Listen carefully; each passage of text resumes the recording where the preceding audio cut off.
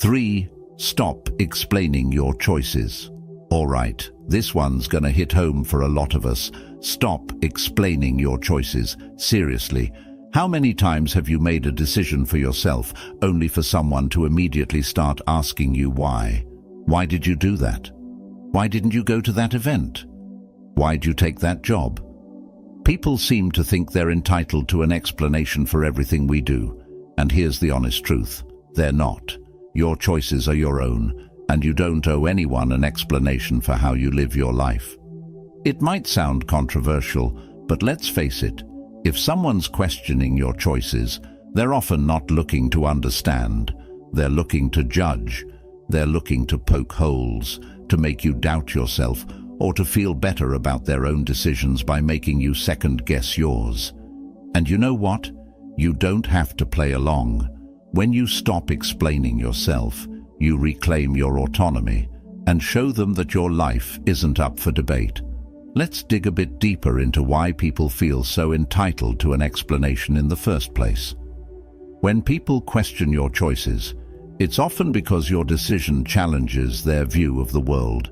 Maybe you're taking a risk they're too scared to take, or maybe you're stepping out of the norm they find so comforting. Your independence or willingness to do things differently can make them uncomfortable, and asking you to explain is their way of trying to fit you back into their comfort zone. But here's the kicker. Just because they're uncomfortable doesn't mean you're responsible for reassuring them. Your life isn't a public service announcement. You don't have to justify your choices to anyone. I remember when I decided to switch careers, moving from a safe job to something I was actually passionate about, but that came with a lot more risk. The moment people found out, it was like I'd announced I was moving to Mars. I kept getting asked, why would you leave a stable job? And how are you going to make it work? At first, I'd try to explain, talk about how I wanted something more fulfilling, about how I had a plan. But I quickly realized that no matter what I said, it never felt like enough. The more I explained, the more people questioned me, poking holes and making me feel like I needed to prove myself. Then one day, I decided to try something new. When someone asked, "But why would you leave that job?" I simply replied, "Because I wanted to." No extra details, no breakdown of my strategy, just a simple answer. And let me tell you, it felt amazing. The silence that followed was everything. People didn't know how to respond because I'd taken away their power to question my choices. And you know what? They eventually stopped asking. Here's the real beauty of not explaining yourself. It's freeing. It's you standing in your own truth, knowing that your decisions are enough, simply because you've made them. When you stop justifying your actions, you give yourself permission to live authentically without the weight of other people's expectations. You stop wasting your energy on explanations and you start pouring it into actually living the life you want. There's a powerful lesson here. Your life doesn't need an audience vote. Not every decision has to be analyzed or approved by others. And when you stop explaining yourself, you're letting people know, I'm confident enough in my choices that I don't need your approval. Think about it. When was the last time you saw a truly confident person breaking down their decisions for others? Probably never, because people who own their lives don't need external validation. They know that the only approval that matters is their own. Look, I've been there. I used to be the person who'd give a full PowerPoint presentation on why I was doing something just to get people on board. But over time, I realized that explaining myself to everyone was only making me second-guess my choices. So I made a pact with myself. If someone asks me about a decision, I'll answer briefly, maybe give a sentence or two. If they push for more, I smile and move on. And you know what? Life got a lot lighter. The more I stopped explaining, the more confident I became in my own decisions. So here's my challenge to you. The next time someone questions your choices, resist the urge to explain. Just say, because I wanted to, or that's what felt right for me. Then let the silence speak. Watch how powerful that simple statement is. You'll feel stronger, more in control, and more at peace with yourself. And the best part, you'll realize that your choices don't need anyone else's stamp of approval. They're valid, simply because you made them. 4. Keep your distance. Let's be real, sometimes the best way to handle people who don't respect you is to just keep your distance. I know it sounds harsh, maybe even a little cold, but here's the hard truth. Not everyone deserves a front row seat in your life. And if someone's consistently disrespecting you, one of the healthiest moves you can make is to give yourself some space from them. This doesn't mean you hate them or that you're being dramatic. It means you respect yourself enough to protect your energy. Keeping your distance isn't about being mean or ignoring people. It's about choosing where and how you spend your time and energy. Imagine your life as a limited access club. Not everyone gets a VIP pass. If someone's constantly crossing your boundaries, making you feel small, or just radiating negativity, why on earth would you keep them close? It's okay to step back. In fact, it's crucial.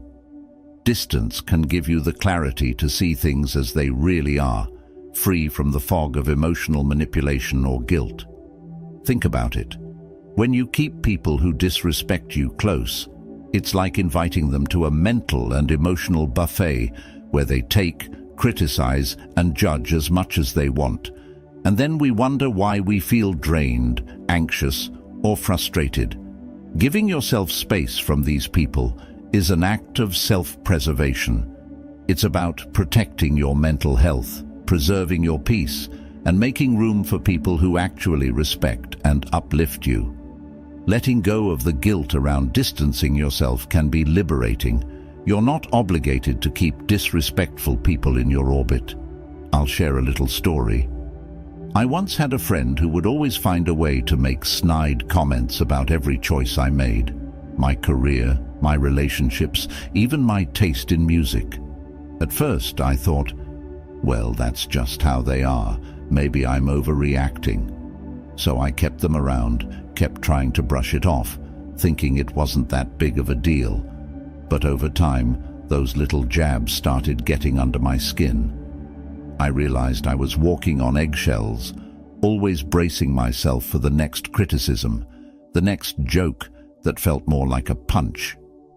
One day I decided to try a different approach. I didn't make a big announcement or call them out. I just started limiting my time with them. Instead of seeing them every week, I'd see them maybe once a month. And guess what? I felt lighter. I felt freer. And in that space, I realized just how toxic that friendship had become. Distancing myself gave me the mental clarity to see that I deserved better friends who would build me up instead of tearing me down. Here's the thing. Some people are going to tell you that keeping your distance is selfish. They'll say, but they're family, or you've been friends for years. It can feel uncomfortable, maybe even a little taboo to admit that someone you know well just isn't good for you. Society tells us to be loyal, forgiving, and nice. But at what cost? Here's a little secret. Protecting your peace isn't selfish. It's necessary. You're not here to be anyone's emotional punching bag or their constant source of validation. Sometimes the best way to show someone you've had enough is by simply stepping back. Here's where it gets deep. Keeping your distance is a powerful reminder that you are your own priority. You don't have to play the role someone else has assigned to you. You don't owe anyone access to your mind, your time, or your emotions. When you put a little space between yourself and disrespectful people, you're making a statement that your well-being comes first. And that's not just self-care, it's self-respect. Distance also gives you the chance to recenter, to focus on the relationships that matter, the ones that genuinely uplift you. Think about it. The more time you spend around people who respect you, the more confident and fulfilled you feel. The less time you spend around those who tear you down, the less room they have to impact your thoughts, your mood, and your life. I used to feel so guilty about distancing myself from people, even if they weren't treating me well. I'd think, what if they think I don't care? Or maybe I'm overreacting. But over time, I learned that distancing myself wasn't just about removing negativity. It was about creating space for growth. When I started giving myself permission to distance from disrespectful people, I felt a new kind of freedom. I had more energy, more peace, and a clearer vision of who I wanted in my life. So here's my challenge to you. Think about the people in your life who constantly disrespect you, who make you feel small or drained. Then ask yourself, do they really deserve this much access to me?